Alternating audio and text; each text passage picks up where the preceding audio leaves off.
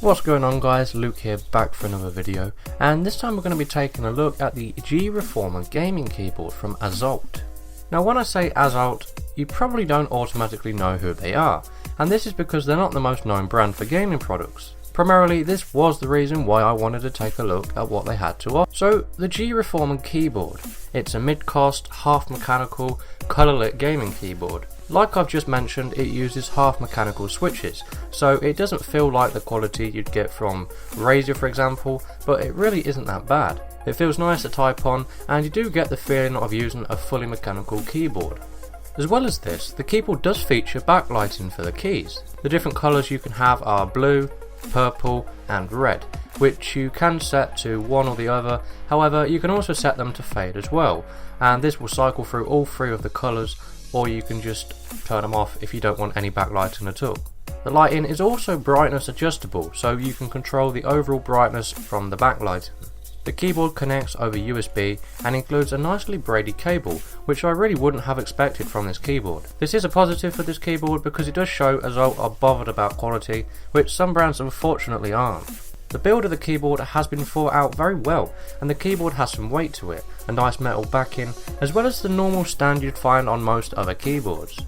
This will give the keyboard some height, however even if you choose not to use these, the keyboard is already angled off the surface ever so slightly, so you can choose to have it like this if you prefer to.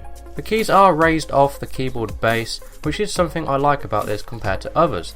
However, other people might not be, and understandably too, because this also means they can be broken off easier. The raised keys as well as the backlighting really give this keyboard its style. Now for something negative.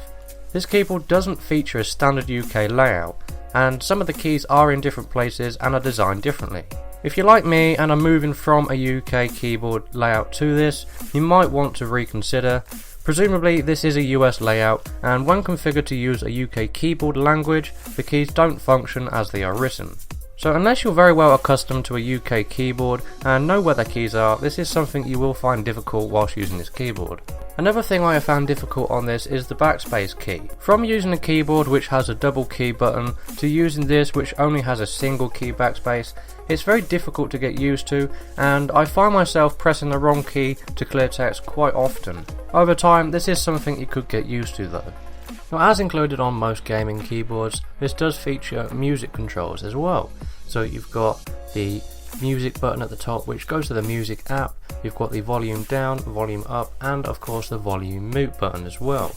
And not just these buttons, but you've also got music actual controls as well. So you've got stop, you've got rewind, you've got play and pause, and you've got fast forward. Some other nice things they've included on here with the function keys include an email button which will link to an email app, the internet button which will link to the internet web browser, and a lock key which will lock the Windows key so you don't accidentally keep pressing it while you're gaming, and a calculator button which will open the calculator of course. As well as these, the keys are customizable as well, so you have the AWS keys and the up, down, left and right keys. They can be swapped around, so this is something you can choose to do if this is more comfortable for you whilst gaming, or if you don't want to, you can just leave them how it is. To get a rough idea of how loud the keys are when they are just being pressed at a normal typing force, here's a quick sound test.